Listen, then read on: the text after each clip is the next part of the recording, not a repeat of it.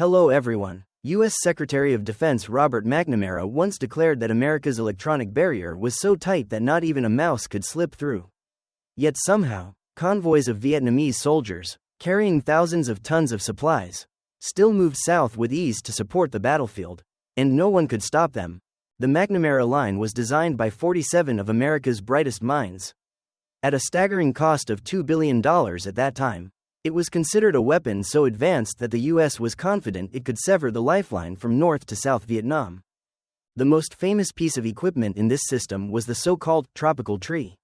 Nicknamed the Ground Scout, it was a sensor dropped by the U.S. with 4 antenna-like prongs that picked up ground vibrations. Every sound, footsteps, voices, even the faintest tremor, was transmitted back to headquarters. Within minutes, American aircraft would be dispatched to strike, usually with carpet bombing. Few, if any, could escape. This forced supply trucks heading south to halt, and the situation looked hopeless.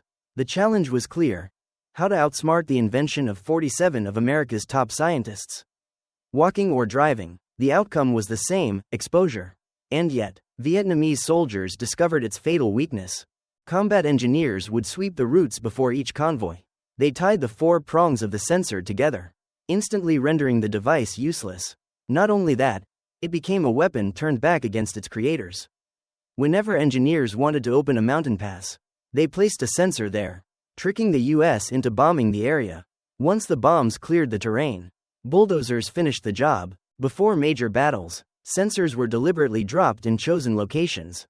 Trucks would then drag chains, steel, or barrels filled with fuel so they clanged loudly, convincing U.S. command that large formations of troops were on the move. American aircraft were called in to strike, but after each raid, reports came back of yet another convoy moving through the same place. Time after time, the deception forced commanders to wonder which were the real supply lines and which were traps. The more bombs they dropped, the more uncertain they became. U.S. pilots grew frustrated.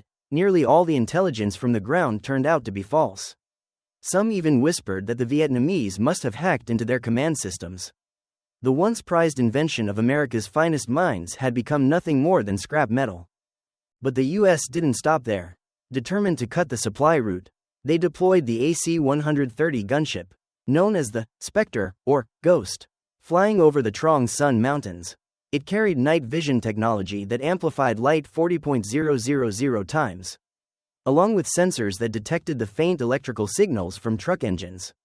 All the data was processed by an onboard computer, calculating precise targeting coordinates. The cannons mounted on its side could then destroy trucks with millimeter accuracy. The AC-130 inflicted heavy losses.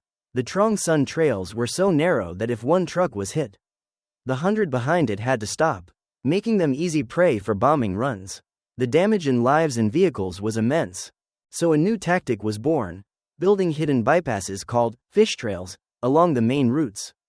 Any truck disabled by airstrikes was quickly pushed into these side paths, allowing the rest of the convoy to continue moving.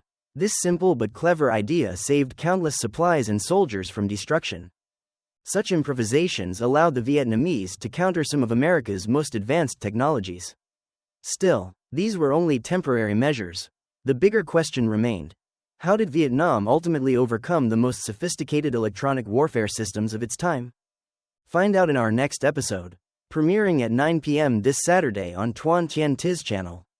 Don't forget to subscribe and hit the bell icon so you'll be notified when the video drops. For now, thank you for watching, and see you next time.